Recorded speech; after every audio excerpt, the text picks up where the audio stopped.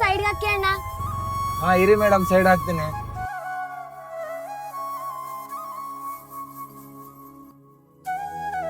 ಅಯ್ಯೋ ಫೋನೇ ಮರ್ತೋದ್ನಲ್ಲ.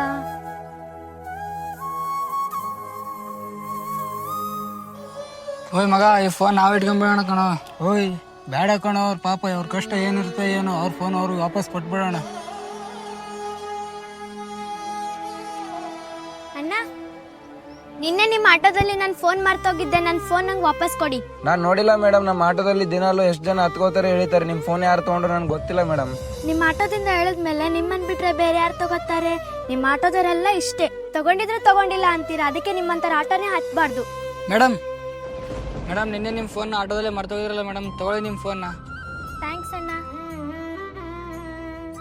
ನಮ್ಮ ಆಟೋ ಹತ್ಕೊಂಡಿದ್ದೀರಾ ಅಂತೇಳಿ ನಾವೇ ತೊಗೊಂಡಿವಿ ಅನ್ಕೊಳ್ಳೋದು ತಪ್ಪು ಮೇಡಮ್. ನಾವು ಒಬ್ರಿಗೆ ಹೆಲ್ಪ್ ಮಾಡುತ್ತೀವಿ ಹೊರತು ನಾವು ಯಾವತ್ತೂ ಇಂಥ ಕೆಲಸ ಮಾಡಲ್ಲ ಮೇಡಮ್. ಏನು ಗೊತ್ತಿರಲಾರ್ದೆ ಒಬ್ಬರ ಮೇಲೆ ಅಪವಾದ ಹೊರಿಸಬೇಡಿ ಮೇಡಮ್. ನಿಮ್ಮ ಆಟೋದವ್ರ ಬಗ್ಗೆ ತಪ್ಪಾಗಿ ಮಾತಾಡೋದಕ್ಕೆ ತಪ್ಪಾಯ್ತಣ್ಣ.